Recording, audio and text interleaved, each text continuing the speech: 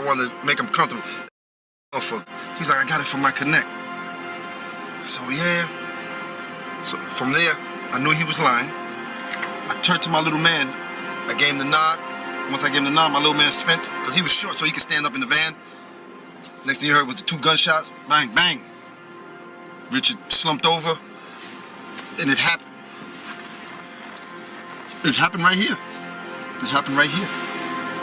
TV gang, man, stand up, man. I need y'all to like this video. Make sure y'all go follow me on all my social medias, Facebook, Twitter, and Instagram. Check the description for it. You already know how we stepping out here, man. We ain't ducking nothing. We got the topics on the flow. Dope Boy TV gang and Notification Squad, man.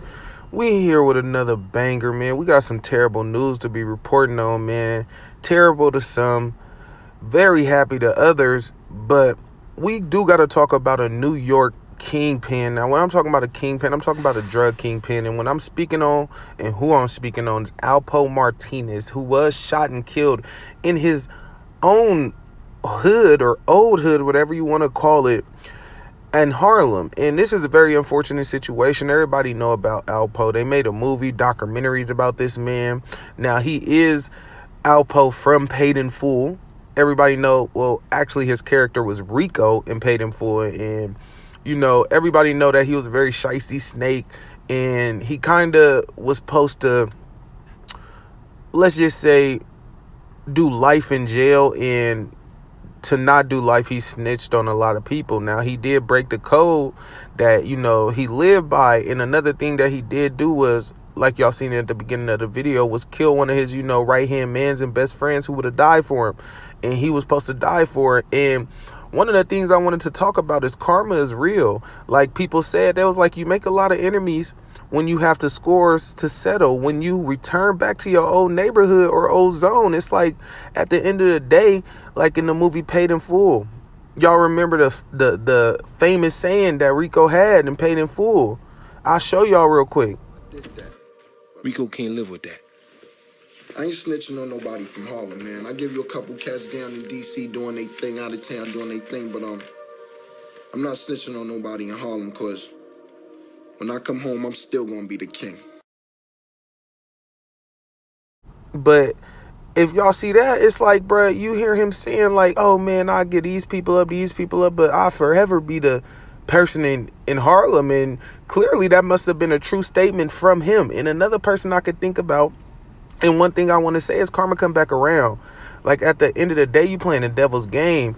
And it's crazy because you're a very highly reputable target. And when I'm saying that by reputable target, if you don't mean or don't know what I'm saying, is like Alpo was a person who a lot of people might want to rep on. You get what I'm saying? You're going to get credit for taking out a rat of his caliber. And a lot of people might, you know, and it's a cold game because when you're looking at what happened and how the police is conducting the case, it might not be nobody taken to jail for this because of the simple fact that he was in witness protection. He chose to leave witness protection. He chose to leave the safety of the police protection. He was supposed to have a bulletproof vest on.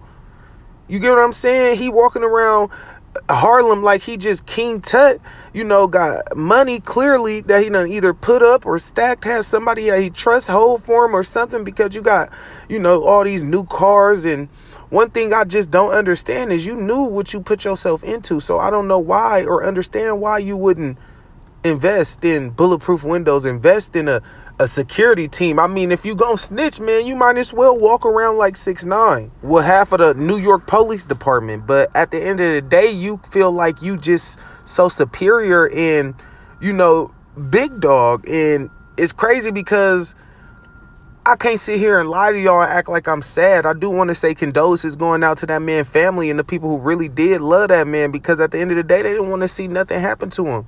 It was people still rocking with him. Real gangsters still rocking with him. And it was people like Faison going to bat behind him. And it was a lot of people. And, you know, some people can even say 6ix9ine probably looked up to this man and was like, well, if he can do it, I can do it. And it's a sad situation because, you know, you got the movie playing where it's like Paid in Full is one of the most, I can say, influential, excuse me if I didn't pronounce it right, influence It influenced a lot of the generations from, you feel me, the older to the younger, because at the end of the day, I can actually say that's one of the movies where a lot of hoods, a lot of ghettos, a lot of trenches really respect that movie, hold it to a certain caliber up on the top tier, because they might not had a role model when they was growing up. They might have not had this, so they look at these movies and look at these stars like they real role models. And then you have 6ix9ine, because clearly Rico was his role model. But it's just crazy to me how, you know, situations like this presents themselves, because he didn't have to go back to Harlem. Why you didn't just stay where you was at under witness protection? You knew what you did, but you want to have these cojones on you or play big dog. Or this is the problem with a lot of the generations too. It's like people are always trying to prove how hard they is to somebody. Prove it to yourself by living. Because at the end of the day, you more of a target in Harlem than anything else. Like, it's people, young people, older people who literally is waiting to catch a chance to catch you so they can get a strike, so they can get something to rep on. You get what I'm saying? Like, at the end of the day, and you a big trophy to people. And a lot of people might look and really understand this, because people see him taking pictures with other gangsters in Harlem and let's just say New York, and he really didn't tell on people. If y'all really understand what he said he gave up a lot of DC people. But what people forget, it's a lot of people who hate him in DC. It's a lot of people who want to touch him in DC. So don't fear to realize how that's the simple drive away. Like, it's going to be very hard for the police to see or wrap around or try to catch somebody for this case, because at the end of the day, when he got out of jail, the police told him not to go to Harlem. They told him not to do certain things, and he felt like he can be big back dog like back in the day when he had the respect, when he didn't rat. Because at the end of the day, you got to understand, you just a rat, with military rat at the moment. Like, we can't take nothing you did in the streets away, but at the end of the day, you can't sit here and act like the past didn't happen. And that's one thing I love to say. Like, people act like they forget they past and they just some new person. I mean, man, you broke the code, you traded on your brother, you killed one of your best friends, and somebody who would have died for you got money with, and you should have held to a certain aspect, like, and you glorified it. What about his family? What about his friends? What about the people who loved him just like they loved you enough to not really care that you ratted? Straight up. Because it's people shaking hands, and I could never see myself shaking a hand with a rat, and that's just me, Doughboy TV speaking.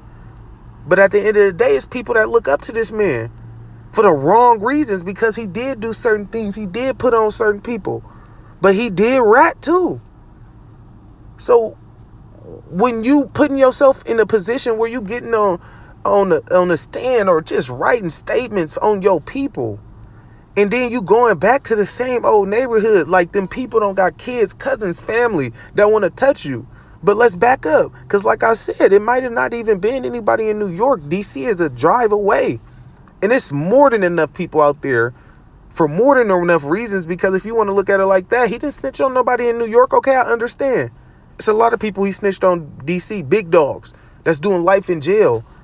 And he was selfish enough to do everything with them, to commit the crimes and do everything. But then when it's time to do the jail time, you know the old saying, don't commit the crime if you can't do the time. When it's time to, do your time and lay down, you telling on everybody to get out, to die basically. And to be blunt like that, I'm sorry to say it like that, but we got to be straight up and real for a minute. You snitched on everybody to come out and die. Rest in peace to the soul that you lost, man, because at the end of the day, condolences going out to your family, friends, and anybody who love you, fans, supporters, whatever you want to call it. People who looked up to you when you didn't cross the code. But it's like, at the end of the day, I can't sit here knowing that I grew up in the streets, that I can look at you and say, well, I feel bad for you, because you knew what you put yourself into.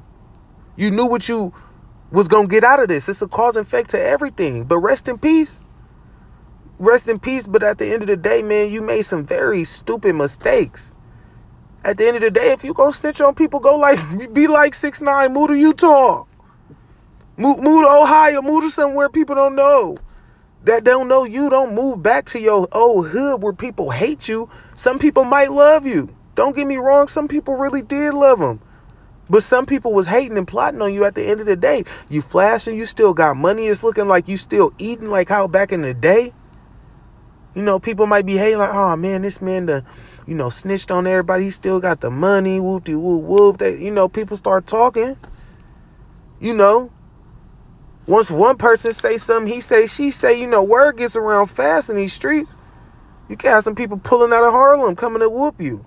Pulling out of DC coming to whoop you. You never know. And he didn't play his cards right because when he got out of jail, he had witness protections, I'm pretty sure. The man is a very notorious rat, and that's the thing. See, it's different. Like, you was a very, very, very, very, very, very, very, very, and I could keep saying very famous rat, man. You got documentaries and movies made out of you. Made after you. You get what I'm saying? Paid in full.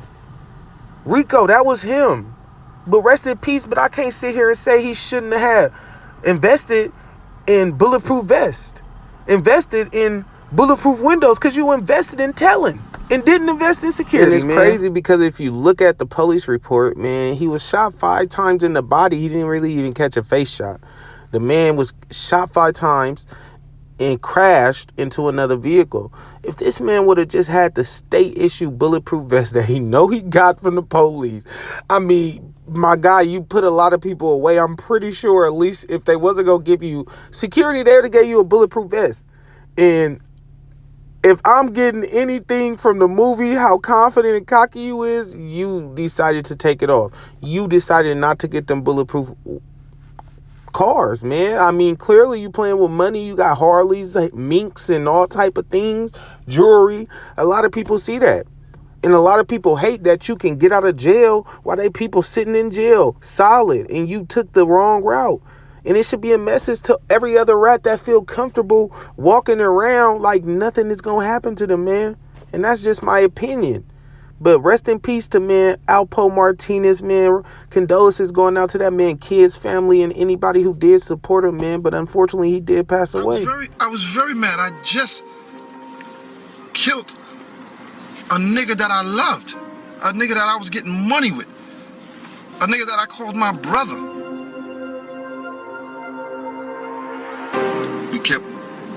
We kept driving this way, and until I can find a remote spot to